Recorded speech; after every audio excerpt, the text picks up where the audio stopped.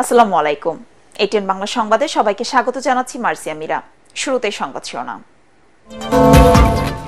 তত্ত্বাবধায়ক সরকার ব্যবস্থা বাতিল সংক্রান্ত সংবিধানের পঞ্চদশ সংশোধনীর আংশিক অবৈধ হাইকোর্টের রায়। বাতিল হল দলীয় সরকারের অধীনে সংসদ নির্বাচনের বিধান। ৮০,০০০ কোটি টাকা দুর্নীতির অভিযোগে শেখ হাসিনা ও তার পরিবারের সদস্যদের বিরুদ্ধে দুদকের অনুসন্ধান শুরু। নওফেল ও ডিবির হারুনের বিরুদ্ধে মামলা।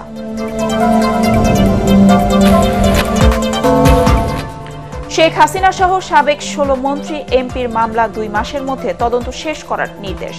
ওবায়দুল কাদের গ্রেফতার না হওয়ার ব্যাখ্যা চাইল ট্রাইব্যুনাল, জানত না সরকার।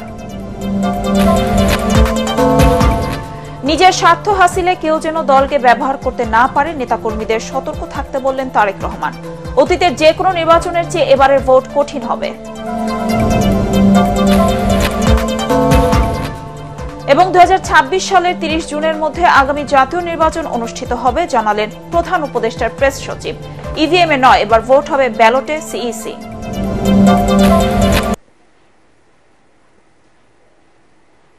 শুনছিলেন সংবাদ শিরোনাম, এবার বিস্তারিত।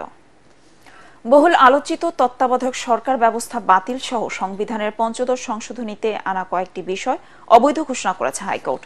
এর ফলে বাতিল হল দলীয় সরকারের অধীনে নির্বাচন, ফেরানো হয়েছে গণভোটের বিধান। বিচারপতি ফারাহ মাহবুব ও বিচারপতি দেবাশিস রায় চৌধুরীর দ্বৈত বেঞ্চ এ রায় দেন। আইনজীবীরা বলছেন, এ রায়ের ফলে তত্ত্বাবধায়ক সরকার ব্যবস্থা ফেরার পথ খুলল। তবে এর জন্য ত্রয়োদশ সংশোধনী বাতিলের রায়ের রিভিউ আবেদনের নিষ্পত্তি হতে হবে। আরো জানাচ্ছেন হুমায়ুন চিস্তি। তত্ত্বাবধায়ক সরকারের অধীনে দেশে ৩টি জাতীয় নির্বাচন অনুষ্ঠিত হয়। সবশেষ ২০০৮ সালে ফখরুদ্দিনের সেনা সমর্থিত তত্ত্বাবধায়ক সরকারের অধীনে নির্বাচনে আওয়ামী লীগ নেতৃত্বাধীন মহাজোট সরকার গঠন করে। ২০১১ সালের ১০ মে ত্রয়োদশ সংশোধনী বাতিলের রায়ে তত্ত্বাবধায়ক সরকার ব্যবস্থা বাতিল করে সুপ্রিম কোর্ট। ৩০ জুন জাতীয় সংসদে পঞ্চদশ সংশোধনী আইন পাশ হয়। এরপর ২০১৪, ১৮ ও ২৪ সালের 3টি নির্বাচনে ডামি ভোট, রাতের ভোট আর ভোটারবিহীন ভোটে শেখ হাসিনা তার ক্ষমতা কুক্ষিগত করে। শেখ হাসিনা পতনের পর গত ১৮ আগস্ট সংবিধানের পঞ্চদশ সংশোধনী বাতিল চেয়ে 2টি রিট করেন 5 জন বিশিষ্ট নাগরিক। পরে বিএনপি, গণফোরাম, জামায়াত সহ কয়েকটি দল ও ব্যক্তি পক্ষভুক্ত হয়ে শুনানিতে অংশ নেন। মঙ্গলবার রায় ঘোষণার শুরুতেই জনগণকে সর্বময় ক্ষমতার উৎস ও সর্বোচ্চ আইন হিসেবে সংবিধানের শ্রেষ্ঠত্ব তুলে ধরেন হাইকোর্ট। তত্ত্বাবধায়ক সরকার বিলোপ করার বিধান বাতিল করেন উচ্চ আদালত। ফিরিয়ে আনা হয় গণভোট। তবে তত্ত্বাবধায়ক সরকার এখনই কার্যকর হবে না বলে জানান রিটকারীর আইনজীবী। পঞ্চদশ সংশোধনী সম্পূর্ণরূপে বাতিল ঘোষণা করা হয়নি। কিছু অংশ তিনি রেখে দিয়েছেন, কিছু অংশ বাতিল ঘোষণা করেছেন, আর কিছু জিনিস পরবর্তী সংসদের উপর ছেড়ে দিয়েছেন। নির্দলীয় নিরপেক্ষ তত্ত্বাবধায়ক সরকার ব্যবস্থা বাতিল করে দিয়েছিলেন, তিনি এটিকে রেস্টোর করেছেন। সংবিধানের কিছু বিধানকে অপরিবর্তনীয় করে ফেলা হয়েছিল এবং সেগুলোকে তিনি বলেছেন এটি কখনোই গ্রহণযোগ্য না, এটাকে বাতিল করেছেন। যে কনস্টিটিউশনে একটি বিধান যোগ করা হয়েছিল যেটা সাংবিধানিক রাষ্ট্রদ্রোহিতা নামে, সেই অংশগুলোকেও বাদ করে দিয়েছেন। হাইকোর্টের সমান্তরালভাবে নিম্ন আদালতে কিন্তু জুরিসডিকশন দিয়ে দেওয়া হয়েছিল। তিনি বলেছেন এইটাও সম্ভব নয়, কারণ এটা বেসিক স্ট্রাকচার ডক্ট্রিনের সঙ্গে সামঞ্জস্যপূর্ণ নয়। তবে তত্ত্বাবধায়ক সরকার ব্যবস্থা এখনই ফিরে এসছে বলা যাবে না, কারণ আপনারা জানেন তত্ত্বাবধায়ক সরকার ব্যবস্থাকে 2 ভাবে বাতিল করা হয়েছিল। তত্ত্বাবধায়ক সরকার ব্যবস্থা ফেরার ক্ষেত্রে একটা প্রধান প্রতিবন্ধকতা আজকে দূর হলো। আরেকটা প্রতিবন্ধকতা হলো আপিল বিভাগের রায়। আমরা সত্যের পক্ষে, ন্যায়ের পথে এবং আমাদের গণতান্ত্রিক ব্যবস্থাকে কার্য করার জন্য আমরা করেছি। আমি আনন্দিত। তত্ত্বাবধায়ক সরকার ব্যবস্থা পুনর্বহাল ভোটাধিকারের জন্য তাৎপর্যপূর্ণ বলে মনে করেন বিএনপির আইনজীবীরা। অ্যামেন্ডমেন্ট করে তারা জনগণের ভোটের অধিকার হরণ করেছেন। আপিল বিভাগের রায়ের আগেই তত্ত্বাবধায়ক সরকার বহাল করা যাবে বলে মনে করেন অ্যাটর্নি জেনারেল। অ্যাপেলেট ডিভিশনের যে রিভিউ পেন্ডিং আছে সেইটাকে বাইপাস করে এই আইনে এই রায়ের প্রেক্ষিতে তত্ত্বাবধায়কে ফিরে যাওয়ার সম্ভাবনা আছে। অ্যাটলিস্ট আগামী 2টি নির্বাচন তো উইদাউট এনি অ্যাপেলেট ডিভিশন ইন্টারভেনশনও লাগে না। এই সরকার যদি 13 অ্যামেন্ডমেন্টের রায়ের পরে আমরা দেখি, অবশ্যই তত্ত্বাবধায়ক সরকার আন্ডারে হবে। এই সরকারে রিনেমড হবে। এই ব্যক্তিগুলোই যখন তত্ত্বাবধায়ক সরকার সিস্টেমে ব্যাক চলে যাবেন, ওনার তত্ত্বাবধায়ক সরকার প্রধান এবং এটা হবেন। তত্ত্বাবধায়ক সরকার ব্যবস্থা বাতিল করে আপিলের রায়ের রিভিউ এখনো নিষ্পত্তির অপেক্ষায়। হুমায়ুন চিস্তি, এটিএন বাংলা, ঢাকা। বিভিন্ন প্রকল্প থেকে ৮০,০০০ কোটি টাকা আত্মসাতের অভিযোগে সাবেক প্রধানমন্ত্রী শেখ হাসিনা, ছেলে সজীব ওয়াজেদ জয়, তার বোন শেখ রেহানা ও ভাগ্নি টিউলিপ সিদ্দিকের বিরুদ্ধে অনুসন্ধান শুরু করেছে দুদক। শুধু রূপপুর পারমাণবিক বিদ্যুৎ কেন্দ্র থেকেই ৬০,০০০ কোটি টাকা লোপাটের অভিযোগ রয়েছে।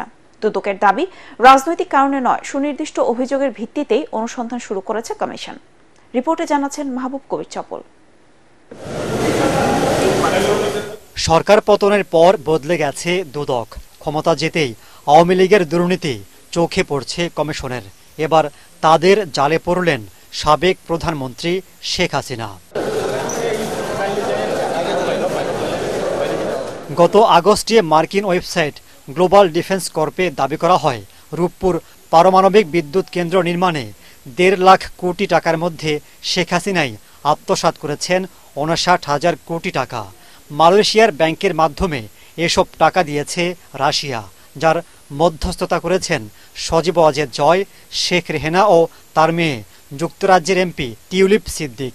এসব অভিযোগ আমলে নিয়ে দুদকের অনুসন্ধান চেয়ে হাইকোর্টে রিট করেন এনডিএমের চেয়ারম্যান ববি হাজ্জাজ। পরে রুল জারি করে হাইকোর্ট।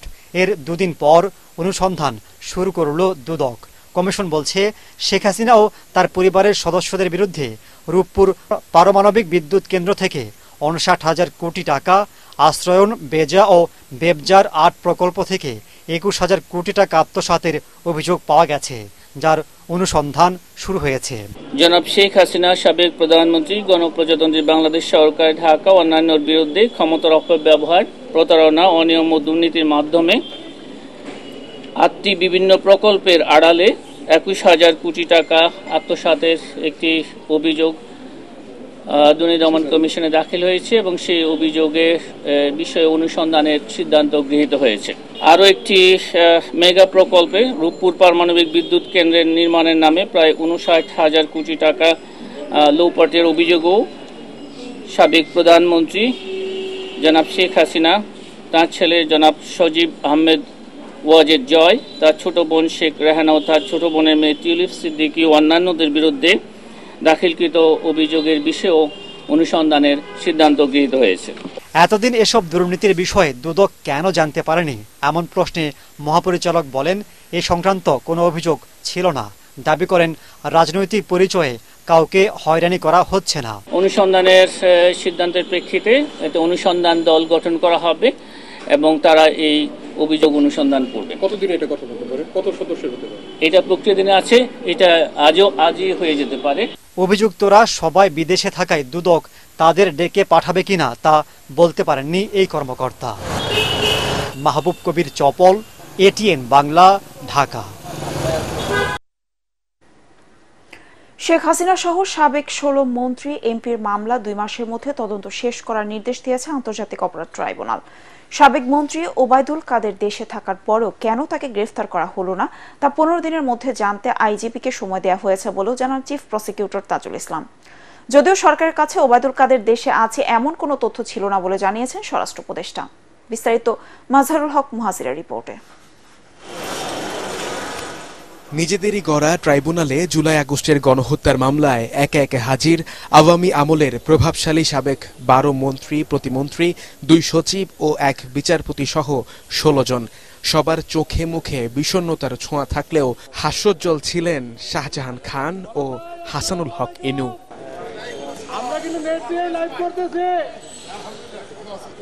এর মধ্যে সাবেক প্রতিমন্ত্রী জুনায়েদ আহমেদ পলকের দুঃখটা হয়তো বেশি। প্রিজন ভ্যান থেকেই শোনা গেল তার সেই চাপা ক্ষোভ। ভালো আছেন আপনি? ভাই বোবা হয়ে আছি, বোবা হয়ে আছে। আপনারা মুক্ত আছেন তো? ইনশাআল্লাহ আছি।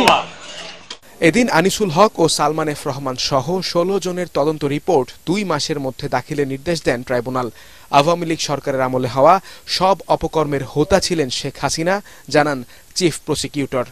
আগামী 18ই ফেব্রুয়ারি এই মামলার পরবর্তী তারিখ ধার্য থাকবে এবং আমরা চেষ্টা করব এর মধ্যে যাতে একটা অগ্রগতি প্রতিবেদন অথবা সম্ভব হলে তদন্ত প্রতিবেদন যাতে আমাদের তদন্ত সংস্থা দিতে পারে। এ সময় উঠে আসে সাবেক মন্ত্রী ওবায়দুল কাদেরের প্রসঙ্গ। গ্রেফতারি পরোয়ানা থাকার পরেও দীর্ঘদিন পলাতক থেকে সম্প্রতি কিভাবে দেশ ছেড়েছেন তিনি, এর জন্য আইন শৃঙ্খলা বাহিনীর কাছে ব্যাখ্যা চেয়েছে আন্তর্জাতিক অপরাধ ট্রাইব্যুনাল। ওবায়দুল কাদের বাংলাদেশেই গত 3 মাস ছিলেন, আর তিনি কিভাবে পরবর্তীতে বাংলাদেশের সীমান্ত অতিক্রম করেছেন এই ব্যাপারে আইন শৃঙ্খলা রক্ষাকারী বাহিনীর কাছে একটা ব্যাখ্যা চাওয়া হয়েছে এবং সেটা 15 দিনের মধ্যে যাতে এই ব্যাখ্যা দেয়া হয়। এদিকে ওবায়দুল কাদেরের দেশে থাকার কথা সরকার জানতো না বলে মন্তব্য করেছেন স্বরাষ্ট্র উপদেষ্টা। আমরা তো জানি না, আমরা যদি তার জানতাম আমরা অবশ্যই ধরে ফেলতাম। যদি এর আগে ওই খবরটা ওনারা আমাদের দিতে পারতো যে উনি ওই জায়গায় লুকিয়ে আছে, আমরা অবশ্যই তারা ধরে ফেলতাম। সাবেক প্রধানমন্ত্রী শেখ হাসিনাকে দেশে আনতে ইন্টারপোলকে আবারও সহায়তার কথা জানানো হয়েছে বলেও জানান স্বরাষ্ট্র উপদেষ্টা। মাসহারুল হক মুহাজির, এটিএন বাংলা, ঢাকা। আগামী জাতীয় নির্বাচন চ্যালেঞ্জিং হবে বলে জানিয়ে মানুষের আস্থা ও সমর্থন ধরে রাখতে নেতাকর্মীদের কাজ করার নির্দেশ দিয়েছেন বিএনপির ভারপ্রাপ্ত চেয়ারম্যান তারেক রহমান। রাষ্ট্র সংস্কারে দলের 31 দফা নিয়ে 3 জেলায় কর্মশালায় ভার্চুয়ালি বক্তব্যে তিনি বলেন, বিএনপি আমি ডামি কিংবা নিশি রাতের নির্বাচনে বিশ্বাসী নয়, যে কোনো মূল্যে জনগণের ভোটাধিকার নিশ্চিত করতে হবে। বিস্তারিত জানাচ্ছেন মইনুল হাসান। রাষ্ট্র সংস্কারে দলের 31 দফা ঘোষণা জনগণের মাঝে ছড়িয়ে দিতে এবার জেলা পর্যায়ে নেতাদের নিয়ে কর্মশালা শুরু করেছে বিএনপি। এতে ভার্চুয়ালি যুক্ত হয়ে ঢাকা, নারায়ণগঞ্জ ও গাজীপুর জেলার তৃণমূল নেতাদের নানা বক্তব্যের জবাব দেন বিএনপির ভারপ্রাপ্ত চেয়ারম্যান তারেক রহমান। স্বৈরাচার শেখ হাসিনা পালিয়ে গেলেও দেশের বিরুদ্ধে নানা ষড়যন্ত্র অব্যাহত রয়েছে বলে অভিযোগ করেন তিনি। স্বৈরাচার পালিয়ে গেছে, স্বৈরাচারের মাথা পালিয়ে গিয়েছে, কিছু কিছু ছোট ছোট মাথাও পালিয়ে গিয়েছে, কিন্তু লেজ শরীরের অনেকাংশ অবশিষ্ট রয়ে গিয়েছে। তারা কিন্তু ভিতরে ভিতরে ষড়যন্ত্র করছে। কাজে আপনাদেরকে এই ব্যাপারে অ্যালার্ট থাকতে হবে। ভারপ্রাপ্ত চেয়ারম্যান বলেন, মানুষ বিএনপির দিকে তাকিয়ে আছে, তাদের সেই আস্থার প্রতিদান দিতে হবে। আগামী জাতীয় নির্বাচনে সাফল্য পাওয়া সহজ হবে না ধারণা করে নেতাকর্মীদের আরো জনসম্পৃক্ততা বাড়ানোর পরামর্শ দেন তারেক রহমান। আমরা আমিরামির নির্বাচনে তো বিশ্বাসী না, আমরা নিশিরাতের নির্বাচনেও বিশ্বাসী না, আমরা ভোট ডাকাতের নির্বাচনেও বিশ্বাসী না। আমরা একটি স্বচ্ছ স্বাভাবিক নির্বাচনে বিশ্বাসী, যেখানে মানুষ নির্ভয় নির্দ্বিধায় ভোট দিবে। আপনাদেরকে আমি 100% গ্যারান্টি দিয়ে বলতে পারি, কেউ যদি মনে মনে ভেবে থাকেন আরে এখানে তো প্রধান প্রতিপক্ষ নাই অথবা দুর্বল হয়ে গেছে, নির্বাচন খুব সহজ হবে, no no no and no.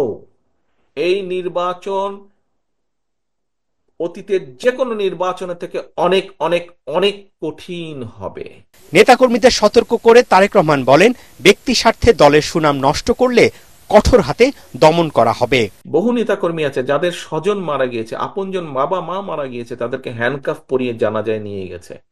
আমাদের সহকর্মীবৃন্দ হ্যান্ডকাফ পরা অবস্থায় হাসপাতালে ফ্লোরে মৃত্যুবরণ করেছে। আমাদের ভেতরে যদি কেউ নিজের স্বার্থ হাসিলের জন্য এই আস্থার আঘাত করে, এই আস্থাকে বিশ্বাসকে, জনগণের আস্থা বিশ্বাসকে নষ্ট করে, আপনাদের প্রত্যেকের প্রতি আমার নির্দেশনা থাকবে, শক্ত হাতে সেই লোকগুলোকে দমন করতে হবে। আপনাদের শক্ত হাতে সেই লোকগুলোর বিরুদ্ধে আপনাদেরকে ব্যবস্থা নিতে হবে। প্রায় 3000 তৃণমূল নেতাদের কর্মশালায় তারেক রহমান বলেন, বিএনপি মানুষের মত প্রকাশ ও গণমাধ্যমের স্বাধীনতায় বিশ্বাসী।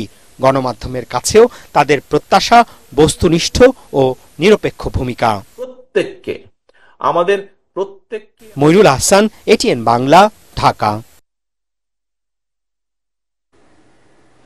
আগামী নির্বাচন নিয়ে স্পষ্ট রোডম্যাপ দেওয়া হয়েছে বলে জানিয়েছেন প্রধান উপদেষ্টার প্রেস সচিব শফিকুল আলম। তিনি বলেন, প্রধান উপদেষ্টা তার ভাষণে নির্বাচনের বিষয়ে পরিষ্কার রোডম্যাপ দিয়েছেন। 2026 সালের 30 জুনের মধ্যে ভোট হবে বলে জানান তিনি।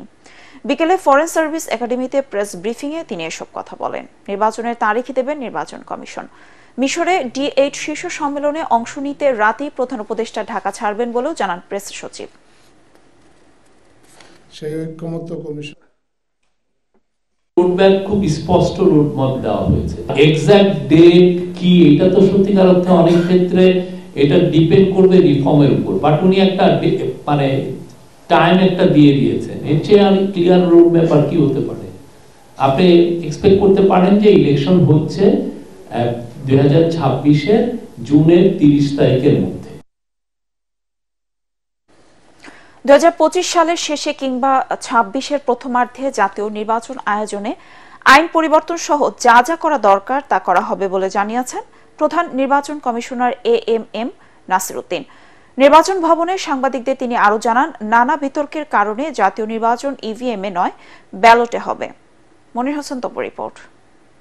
2025 সালের শেষের দিকে নির্বাচন অনুষ্ঠান হয়তো সম্ভব হবে। মহান বিজয় দিবস উপলক্ষে জাতির উদ্দেশ্যে ভাষণ দেন অন্তর্বর্তী সরকারের প্রধান উপদেষ্টা ডক্টর মোহাম্মদ ইউনূস। এতে জাতীয় নির্বাচন আয়োজন নিয়ে কথা বলেন তিনি।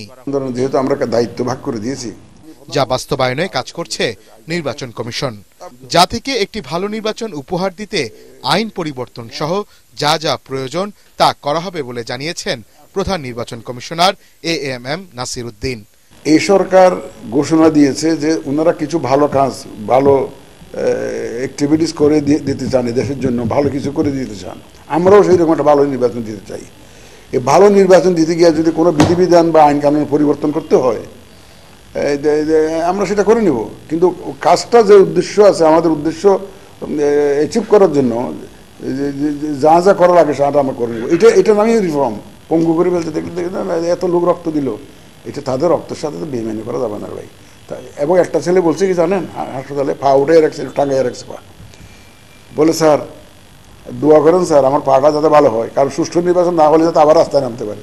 ভোটার তালিকা সংশোধনের কথা উল্লেখ করে CEC বলেন, আগামী জাতীয় নির্বাচন ছাত্র জনতার আকাঙ্ক্ষা অনুযায়ী হবে, প্রাধান্য দেওয়া হবে না রাজনৈতিক কোনো চাপকে। নীলফামারীতে 19 জন পাইছি আমরা রোহিঙ্গা, আর বিদেশি নাগরিক পাচ্ছি আমরা ভোটার হিসাবে। তারপরে যারা মারা গেছে আপনি দেখেন না, প্রত্যেকটা আপনার গ্রামে গিয়ে দেখেন, আপনি ভোটার লিস্টটা চেক করে দেখেন কতজন মারা গেছে, দেখবেন যে কিন্তু ভোটার লিস্টের নাম আছে, কিন্তু দেখবেন যে ওদের নামে ভোট দেওয়া হয়ে গেছে হয়তো। দেখবেন যেহেতু আমরা EVM-টা ব্যবহারের প্ল্যান নাই, এটা নিয়ে আর বেশি কাটাকাটি না করাই ভালো। এগুলো নানাবিধ প্রবলেম, টেকনিক্যাল প্রবলেম চলে না, storage problem, repairing problem, maintenance problem, অনেক ধরনের সমস্যা আছে। আওয়ামী লীগ নির্বাচনে অংশ নিতে পারবে কিনা এমন প্রশ্নের জবাবে CEC আরো বলেন, এই বিষয়ে আদালতের সিদ্ধান্ত অনুযায়ী কাজ করবে কমিশন। আমরা এই ব্যাপারে কোনো মন্তব্য করতে চাই না, it is premature for us. আমরা দেখি রাজনৈতিক বিতর্কটা কোথায় গিয়ে দাঁড়ায়, দেখি একটু দেখে অপেক্ষা করি। স্থানীয় সরকার নির্বাচন নয়, জাতীয় নির্বাচনকে গুরুত্ব দিয়ে কাজ করছেন কমিশনের কর্মকর্তা ও কর্মচারীরা বলেও জানান প্রধান নির্বাচন কমিশনার। মনির হোসেন তপু, ATN বাংলা, ঢাকা। কিছু ব্যক্তি টেবিলে বসে জনগণের কাঙ্ক্ষিত সংস্কার করতে পারবে না দাবি করে বিএনপির স্থায়ী কমিটির সদস্য আমির খসরু মাহমুদ চৌধুরী বলেছেন, একমাত্র জনগণের ভোটে নির্বাচিত সরকারের পক্ষেই জাতীয় সংসদে পরিপূর্ণ সংস্কার করা সম্ভব। BSMMU হাসপাতালের শহীদ ডাক্তার মিলনায়তনের বিএনপি সমর্থক চিকিৎসকদের সংগঠন ড্যাব আয়োজিত জুলাই অভ্যুত্থানে আহতদের আর্থিক সহায়তা প্রদান করতে গিয়ে তিনি একথা বলেন। স্থানীয় কমিটির আরেক সদস্য ডাক্তার AZM জাহিদ হোসেন বলেন, ব্যক্তির স্বার্থে নিজেদের মধ্যে বিভেদ সৃষ্টি করে পতিত স্বৈরাচারকে ফিরে আসার কোনো সুযোগ দেওয়া যাবে না। এর আগে আহতদের চিকিৎসার খোঁজ খবর নেওয়ার পাশাপাশি বিএনপির ভারপ্রাপ্ত চেয়ারম্যান তারেক রহমানের পক্ষ থেকে তাদের আর্থিক সহায়তা প্রদান করা হয়।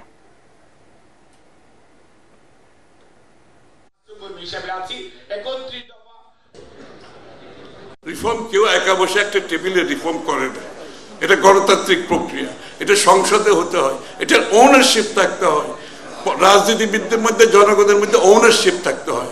সুতরাং বাংলাদেশের রিফর্ম হবে আগামী দিনে সংসদে জনগণের ম্যান্ডেট নিয়ে, সেই রিফর্ম টেকসই হবে। ছোট ছোট অনৈক্যকে দূরে ঠেলে আমাদের সামনের জর্জন মনে রাখতে হবে। অনেক কষ্ট করেছেন এদেশের মানুষ গত 17 বছরে, অনেক সাফারার এদেশের মানুষ, সবচেয়ে বেশি সাফারার জিয়া পরিবার। জনগণের মালিকানা জনগণের কাছে ফেরত দেওয়ার আগ পর্যন্ত ঘরে ফেরার সময় নাই, সেই লক্ষ্যে আমরা কাজ করব। ৭১-এ বাংলাদেশের মহান বিজয়কে পাকিস্তানের বিরুদ্ধে নিজেদের জয় দাবি করে ভারতের রাষ্ট্রপতি ও প্রধানমন্ত্রীর টুইট বার্তা নতুন কোনো ষড়যন্ত্রের অংশ বলে মনে করছেন বিশেষজ্ঞরা। তারা বলছেন, বাংলাদেশকে একটি সার্বভৌম দেশ হিসেবে মনে না করার চিরায়ত ধারণা থেকেই এমন মন্তব্য করেছেন ভারতের রাষ্ট্রপতি দ্রৌপদী মুর্মু ও প্রধানমন্ত্রী নরেন্দ্র মোদী। আন্তর্জাতিক মহলে তাদের এই বার্তার তীব্র প্রতিবাদ বাংলাদেশের করা উচিত বলেও পরামর্শ দিয়েছেন বিশ্লেষকরা। ইমতাতুল্লাহ বাবুর রিপোর্ট। পাকিস্তানি হানাদারদের বিরুদ্ধে 9 মাসের রক্তক্ষয়ী যুদ্ধে 30 লাখ শহীদের রক্তের বিনিময়ে অর্জিত হয় মহান স্বাধীনতা।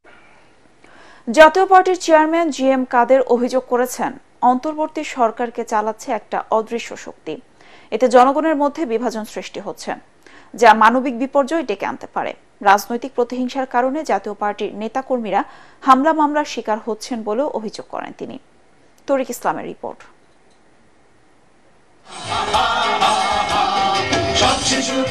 মহান বিজয় দিবস উপলক্ষে রাজধানীর বনানীতে দলের কার্যালয়ে আলোচনা সভা ও সাংস্কৃতিক অনুষ্ঠানের আয়োজন করে জাতীয় পার্টি। এতে প্রধান অতিথির বক্তব্যে দলের চেয়ারম্যান জিএম কাদের বলেন, গণতন্ত্র রক্ষায় প্রয়োজন সুষ্ঠু রাজনৈতিক পরিবেশ। অন্তর্বর্তী সরকারের কাছে দাবি জানান ভোটের পরিবেশ তৈরির। অ্যাডভাইজার্স আছেন, তাদেরকে আমি জানি, অত্যন্ত যোগ্য মানুষ, অত্যন্ত সৎ, এবং তারা সবসময় দেশের স্বার্থে কাজ করছেন, আমি বিশ্বাস করি। কিন্তু একটি অদৃশ্য শক্তি তাদেরকে তাদের কাজের মধ্যে থাকছে, এমন একটা ব্যাপার চলছে যেটা মনে হচ্ছে তারা একটা চাচ্ছেন কিন্তু হচ্ছে আর একটা কাজ। পুলিশ প্রশাসন এমনকি জুডিশিয়ারি সেখানে যে ভূমিকা পালন করছে, এটাতে মনে হয় যেন তারা বাধ্য হোক আর যেভাবে হোক তারা এই কাজে সহযোগিতা করছে। জাতীয় পার্টি বিভিন্ন সময় রাজনৈতিক প্রতিহিংসার শিকার বলেও অভিযোগ করেন জাপা চেয়ারম্যান। যারা দিচ্ছে তারা জানে, যারা ম্যাজিস্ট্রেটকে অ্যাপ্রুভ করছে তারা জানে, যারা কোর্টে যারা লয়ার, যারা আইন শৃঙ্খলা রক্ষাকারী বাহিনী সবাই জানে যেগুলো ভুল হয় না। সবাই এটাকে মেনে যাচ্ছে কেন? কি জন্য? প্রতিহিংসা। আমাদেরকে শেষ করতে হবে। পঞ্চদশ সংশোধনী বাতিলের মাধ্যমে তত্ত্বাবধায়ক সরকার ব্যবস্থা ফেরানো জাপার দীর্ঘদিনের দাবি বলেও জানান জিএম কাদের। নির্বাচন করার পরিবেশ এবং লেভেল প্লেইং ফিল্ড দিতে হবে, সবাইকে সমান সুযোগ দিতে হবে। তরিক ইসলাম, এটিএন বাংলা, ঢাকা। বিডিআর হত্যাকাণ্ডের পুনঃতদন্ত শুরু করতে যাচ্ছে সরকার। সচিবালয় স্বরাষ্ট্র মন্ত্রণালয়ের সম্মেলন কক্ষে বিডিআর হত্যাকাণ্ড বিষয়ে বিশেষ সংবাদ সম্মেলনে স্বরাষ্ট্র উপদেষ্টা বলেন, 5 কর্মদিবসের মধ্যে একজন অবসরপ্রাপ্ত বিচারপতির নেতৃত্বে 5 থেকে 9 সদস্যের তদন্ত কমিটি গঠন করা হবে। তিনি বলেন, ওই হত্যাকাণ্ডের প্রকৃত রহস্য উন্মোচন করতে চায় সরকার। মাহবুব কবির চপলের আরেকটি রিপোর্ট। 2009 সালের বিডিআর হত্যাকাণ্ডের অনেক প্রশ্ন এখনো ঘুরপাক খাচ্ছে মানুষের মনে। সেটি কি শুধুই বিডিআর সদস্যদের বৈষম্যের কারণে বিদ্রোহ ছিল, নাকি পরিকল্পিতভাবে সেনা কর্মকর্তাদের হত্যার মিশন ছিল? পিলখানা ট্র্যাজেডির ঘটনায় 2টি মামলা হয়। হত্যা মামলায় আসামি করা হয় 850 জনকে, আর বিস্ফোরক মামলায় 834 জন। হত্যা মামলায় জজ আদালত 2013 সালে যে রায় দেয় হাইকোর্টে, সেটির কিছুটা পরিবর্তন হয়ে 139 জনের মৃত্যুদণ্ড, 185 জনের যাবজ্জীবন, 200 জনকে বিভিন্ন মেয়াদে সাজা ও 283 জন খালাস পান। বিস্ফোরক মামলা এখনও চলছে। সরকার পরিবর্তনের পর ওই ঘটনার পুনঃতদন্তের আবেদন করেন ভুক্তভোগীরা।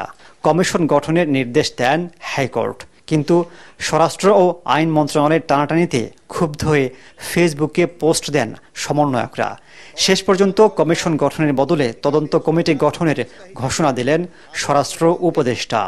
আমি সকলের অবগতির জন্য ঘোষণা করছি, বিডিআর হত্যাকাণ্ডের ন্যায় বিচার নিশ্চিতকরণে আগামী 5 কার্য দিবসের মধ্যে একটি তদন্ত কমিটি গঠন করা হবে। এই কমিটিতে থাকবেন হলো অবসরপ্রাপ্ত বিচারক, সিভিল সার্ভিস, সশস্ত্র বাহিনী ও পুলিশের অবসরপ্রাপ্তদের নিয়ে গঠিত করা হইবে। বিডিআর হত্যাকাণ্ডের তদন্ত কমিটিতে ছিলেন বর্তমান স্বরাষ্ট্র উপদেষ্টা। তিনি এখন বলছেন, ওই ঘটনায় ন্যায় বিচার নিশ্চিত করবে অন্তর্বর্তী সরকার। আমরা তো 5 কার্য দিবসের সময় যে তাদের বলবো, যেহেতু আপনারা এটা সবাই জানেন, যেহেতু আমরা তো সবার থেকে নাম নিতে হবে। এই কমিটিতে অনেকে দেখবেন আসতে চায় না, তো আমরা এই নামগুলি কালেক্ট করার জন্য, যদি নাম কালেক্ট করার জন্য সময় না লাগতো তো হয়তো খুব তাড়াতাড়ি করা যেত। এই নামগুলি পাওয়া যাওয়ার পরে তাদের সাথে তো একটু ডিসকাস করে আমরা সময়টা দিয়ে দেব। তদন্ত কমিটিকে দ্রুত প্রতিবেদন জমা দেওয়ার নির্দেশ দেওয়া হবে বলেও জানান তিনি। মাহবুব কবির চপল, এটিএন বাংলা, ঢাকা। পাসপোর্ট আর সরকারি চাকরির ক্ষেত্রে পুলিশ ভেরিফিকেশন পদ্ধতি বাতিলের সুপারিশ করেছে জনপ্রশাসন সংস্কার কমিশন। এতে হয়রানি ও দুর্নীতি বাড়ছে বলে মনে করছেন কমিশনের সদস্যরা। এসিল্যান্ড, ওসি, ডিসি সহ কোনো সরকারি কর্মকর্তাকে স্যার বলার দরকার নেই বলে জানিয়েছেন জনপ্রশাসন সচিব। এত সচিব থাকার দরকার নেই বলেও জানান তিনি। উপসচিব ও যুগ্ম সচিব পদে পরীক্ষার মাধ্যমে সুপারিশ করছে এই কমিশন, যেখানে প্রশাসন ক্যাডারের 50%, বাকি ক্যাডারদের থাকবে 50%। ফরিদপুর ও কুমিল্লাকে নতুন বিভাগ করার সুপারিশ করেছে কমিশন। সচিবালয় সাংবাদিকদের সাথে মতবিনিময় সভায় এসব কথা বলেন তারা। মানে রিক্রুটমেন্ট বিভিন্ন ব্যাপারে পুলিশ ভেরিফিকেশন একটা ম্যান্ডেটরি, এটা আমরা রিকমেন্ড করতেছি। এটা থাকবে না, কোথাও থাকবে না। আপনি নাগরিক পাসপোর্ট নেবেন, আপনার নাগরিক অধিকার, আপনাকে পুলিশ ভেরিফিকেশন কেন বলতে? ইংল্যান্ডে পাসপোর্টের জন্য অ্যাপ্লাই করলে পোস্ট অফিসে পাসপোর্ট চলে আসে। প্রত্যেক সিটিজেনের নাগরিকের অধিকার আছে পাসপোর্ট পাওয়ার। স্যার ডাকা আমি মনে করি বিদেশে প্রেসিডেন্টকেও স্যার ডাকে না, ভাইস চ্যান্সেলরকেও স্যার ডাকে না, বাই নেম ডাকে। আমাদের দেশে তো নেমের কালচার নাই। আমরা ভাই তো ডাকতেই পারে, আমাকে যদি এসে কেউ ভাই বলে আই নেভার মাইন্ড। বেতন বকেয়া থাকা আর বেকার সমস্যাকে পোশাক খাতে শ্রমিক অসন্তোষের সবচেয়ে বড় কারণ বলে মনে করেন শ্রম সংস্কার কমিশনের প্রধান সৈয়দ সুলতান উদ্দিন আহমদ। তিনি বলেন, অটোমেশনের কারণে চাকরি হারানোর শ্রমিকরাই আন্দোলনে পথে নামছে। রাজশাহীর গুলশানে সিপিডি আয়োজিত সেমিনারে এসব কথা বলেন তিনি। এ সময় পিছিয়ে পড়া তরুণীদের কাজের সুযোগ নিশ্চিত করতে পরিবেশ প্রকৃতিকে বিচারে নিয়ে জেলাভিত্তিক নীতি তৈরির তাগিদ দেন গবেষকরা। শারফুল আলমের রিপোর্ট। শেখ হাসিনা সরকারের পতনের পরপর নানা দাবিতে উত্তাল হয়ে ওঠে দেশের পোশাক শিল্প কারখানাগুলো। এই সময় ঘটে ভাঙচুর ও প্রাণহানির ঘটনাও। শ্রম সংস্কার কমিশনের প্রধান বলছেন, এসব আন্দোলনের মূলে রয়েছে বকেয়া বেতন ও কারখানা অটোমেশনে চাকরি হারানোদের বিক্ষোভ। তিনি জানান, বৈশ্বিক প্রতিযোগিতায় টিকে থাকতে যন্ত্রের ব্যবহার বাড়ানোকে উৎসাহিত করলেও এতে চাকরি হারানোদের কি হবে তা নিয়ে সরকারের কোনো পরিকল্পনাই ছিল না। বেকার শ্রমিকরা কারখানার গেটে গিয়ে কিন্তু আপনার আন্দোলন করেছে যে আমাদের চাকরি দিতে হবে। যে অটোমেশনের কারণে যারা ঝরে পড়লো, অ্যাজ এ হোল ইন্ডাস্ট্রি কি সরকারকে জানিয়েছে কিনা? আমার এক্সিস্টিং ওয়ার্কফোর্সের মধ্যে এতজন লোককে আমরা যদি আপনারা প্রশিক্ষণ দেন তাহলে তারা থাকবে, আর এতজন লোককে কিন্তু চলে যেতেই হবে। এর আগে সিপিডি সেমিনারে কিশোরগঞ্জ জেলার নারীর শিক্ষা ও কাজের সুযোগ নিয়ে গবেষণায় প্রবন্ধ উপস্থাপনা করা হয়। এতে দেখা যায় কিশোরগঞ্জ জেলায় 38% নারী উচ্চ মাধ্যমিক শিক্ষা বঞ্চিত, 53% নারী কাজের সুযোগ পান না। যে ট্যাক্সের কারণে, বিভিন্ন ইনসেন্টিভে না থাকার কারণে তারা কিন্তু অনেক সময় নারীরা উৎসাহিত হন না। সুতরাং ওই স্থানীয় পর্যায়ে আমরা কোনো ইনসেন্টিভ স্ট্রাকচার তৈরি করতে পারি কিনা, উপজেলা লেভেলে এই ধরনের জবের জন্য এই ধরনের ইনসেন্টিভ তারা পেতে পারে উপজেলা লেভেল থেকে, অথবা তাদের জন্য ফ্রি রেজিস্ট্রেশন হতে পারে কিনা, বা লাইসেন্সিংটা ফ্রি হতে পারে কিনা, বা সাবসিডাইজ রেটে হতে পারে কিনা। এই ধরনের বিভিন্ন ধরনের ইনোভেটিভ ইনসেন্টিভ স্ট্রাকচার আমরা তাদের জন্য ভাবতে পারি। সেমিনারে গবেষকরা বলেন, টেকসই উন্নয়নের অগ্রগতি নিশ্চিত করতে চাইলে নারীদের জন্য কার্যকর নীতি গ্রহণ করতে হবে। শ্রম পরিবেশ ও শ্রমিকের জীবনমান উন্নয়নে সবার জন্য মানসম্মত প্রশিক্ষণ ও দক্ষতা বৃদ্ধির বিকল্প নেই বলেও মন্তব্য করেন তারা। শারফুল আলম, এটিএন বাংলা, ঢাকা। শেখ হাসিনাকে খুশি করতেই সাবেক প্রধান বিচারপতি ABM খায়রুল হক এক কলমের খোঁচায় তত্ত্বাবধায়ক সরকার ব্যবস্থা বাতিলের রায় দিয়েছিলেন। এমন মন্তব্য করেছেন বিএনপির কেন্দ্রীয় নেতা রুহুল কুদ্দুস তালুকদার তুলো। বিকেলে নাটোরের নলডাঙ্গা উপজেলার রামশর কাজীপুরে ডাক্তার নাসির উদ্দিন উচ্চ বিদ্যালয় মাঠে বিজয় দিবসের সমাবেশে তিনি বলেন, বিচারপতি খায়রুল হক অবসর জীবনে ভালো সুযোগ সুবিধা পাওয়ার আশায় তত্ত্বাবধায়ক সরকার বাতিলের রায় দেন। এতে আওয়ামী লীগ আরও বেপোয়ারা ও ফ্যাসিবাদী হয়ে ওঠে। আওয়ামী লীগের সব অপরাধের জন্য সাবেক প্রধান বিচারপতি খায়রুল হকও সমানভাবে দায়ী বলে মনে করেন 4 দলীয় জোট সরকারের সাবেক এই উপমন্ত্রী।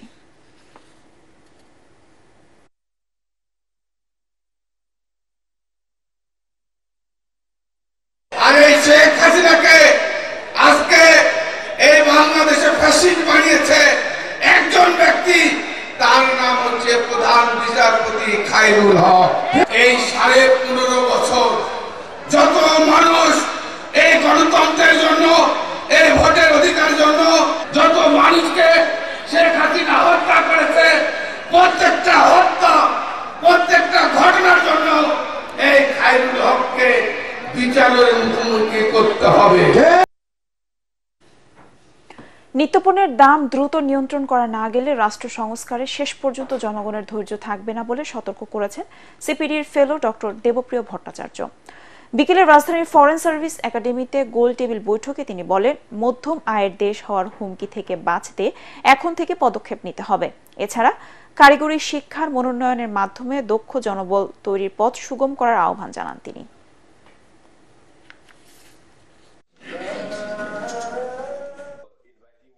এখন বাজেটকে সামনে রেখে কিছু পদক্ষেপ নেওয়া খুবই জরুরি হয়ে গেছে। মধ্য আয়ের দেশের ফাঁদের থেকে বেরোনোর চিন্তাগুলোকে প্রথিত করা দরকার, তার কৌশলকে নির্দিষ্ট করা দরকার, কিন্তু ওই কাজ কিন্তু আজকেই শুরু করা প্রয়োজন। বর্তমান অর্থনৈতিক পরিস্থিতিকে স্থিতিশীল করার মাধ্যমে আইন শৃঙ্খলা পরিস্থিতিকে নিয়ন্ত্রণে নিয়ে আসার মাধ্যমে। এবার আল আরাফ ইসলামী ব্যাংক অর্থ সংবাদ।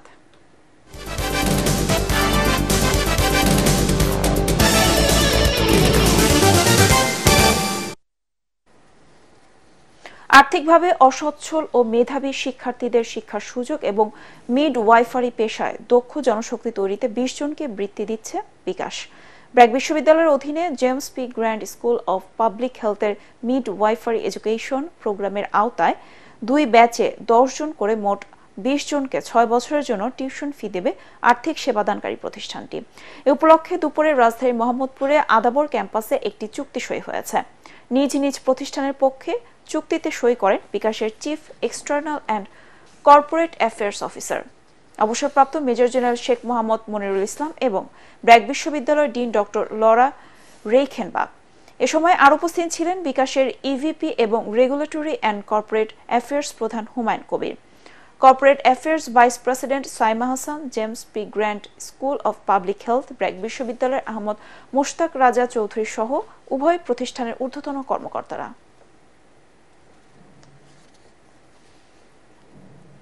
রাজধানীর উত্তরায় আকিজ ফাউন্ডেশন স্কুল অ্যান্ড কলেজে বর্ণিল আয়োজনে উদযাপিত হল মহান বিজয় দিবস। এ উপলক্ষে সেখানে পিঠা মেলার আয়োজন করা হয়। বিজয় দিবসের এই অনুষ্ঠানে আকিজ ফাউন্ডেশন স্কুল অ্যান্ড কলেজের প্রায় 2000 শিক্ষার্থী ও 2 শতাধিক শিক্ষক অংশ নেন। দিনভর ক্যাম্পাসে আনন্দ ঘন পরিবেশ উৎসবে মেতে ওঠেন সবাই। অনুষ্ঠানের দ্বিতীয়ার্ধে সাংস্কৃতিক অনুষ্ঠানের আয়োজন করা হয়। এছাড়া গ্রাম বাংলার ঐতিহ্য ধরে রাখতে সেখানে পিঠা মেলায় ঢল নামে শিক্ষক শিক্ষার্থীদের। দেশি বিদেশি হরেক রকমের পিঠার পসরা বসে মেলায়। বিজয় দিবসের আড়ম্বরপূর্ণ এমন আয়োজনে অংশ নিতে পেরে সন্তোষ জানান সবাই।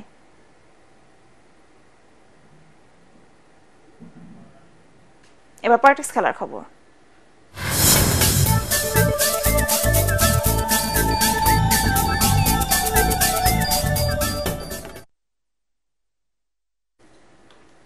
সিরিজ জয়ের মিশনে বুধবার দ্বিতীয় টি-20তে ওয়েস্ট ইন্ডিজের মুখোমুখি হবে বাংলাদেশের ছেলেরা। ম্যাচ পূর্ববর্তী সংবাদ সম্মেলনে ব্যাটার শামীম পাটোয়ারি বলেন, প্রথম ম্যাচ জেতায় তারা আত্মবিশ্বাসী। কিংসটাউনে আগামীকাল ভোর 6টায় মুখোমুখি হবে দুদল। রিপোর্ট করছেন এস এম আশরাফ। ওয়েস্ট ইন্ডিজের মাটিতে ওয়ানডে সিরিজে হোয়াইট অ্যাশের ক্ষত কিছুটা কমেছে প্রথম টি-20 জেতায়, যদিও ব্যাটারদের ফর্মটা এখনো ভাবনার কারণ। বিশেষ করে লিটন দাসকে নিয়ে যে টিম ম্যানেজমেন্ট চিন্তিত তা পরিষ্কার করে জানিয়েছেন প্রধান নির্বাচক গাজী আশরাফ হোসেন লিপু। শামীম হোসেন বলেন, ব্যাটে বলে আরও একটি ভালো দিন দরকার তাদের।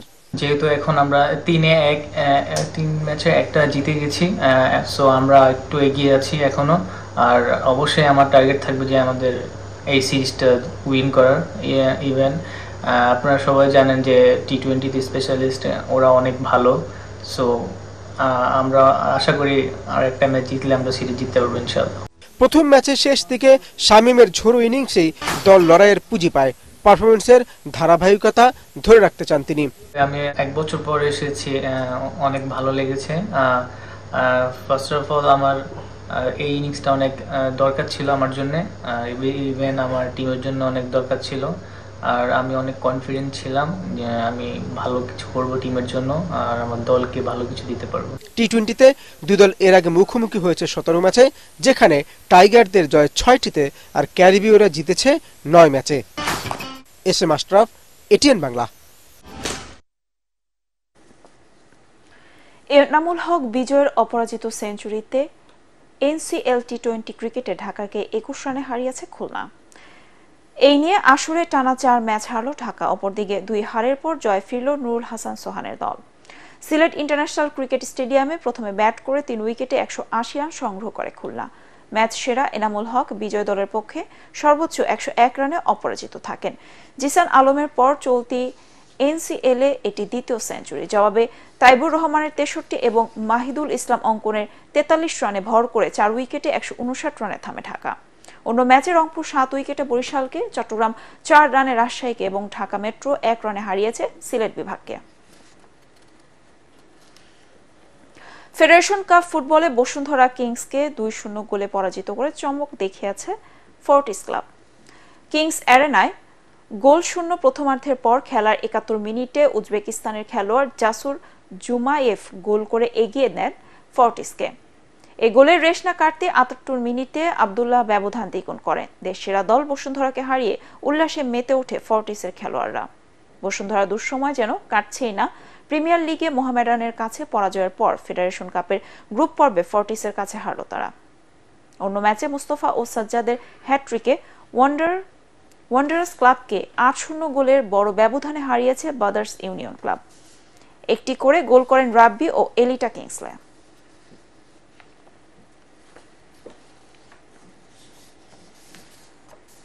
শেষ করার আগে সংবাদ শিরোনাম আরেকবার।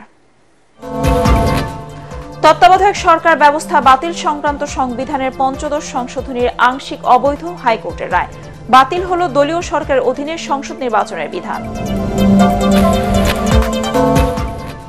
৮০,০০০ কোটি টাকা দুর্নীতির অভিযোগে শেখ হাসিনা ও তার পরিবারের সদস্যদের বিরুদ্ধে দুদকের অনুসন্ধান শুরু। নওফেল ও ডিবির হারুনের বিরুদ্ধে মামলা। শেখ হাসিনা সহ সাবেক 16 মন্ত্রী এমপির মামলা 2 মাসের মধ্যে তদন্ত শেষ করার নির্দেশ। ওবায়দুল কাদের গ্রেফতার না হওয়ার ব্যাখ্যা চাইল ট্রাইব্যুনাল, জানত না সরকার।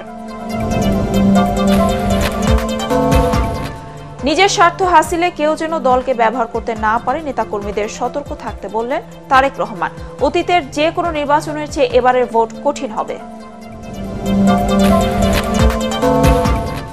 এবং 2026 সালের 30 জুনের মধ্যে আগামী জাতীয় নির্বাচন অনুষ্ঠিত হবে, জানালেন প্রধান উপদেষ্টার প্রেস সচিব।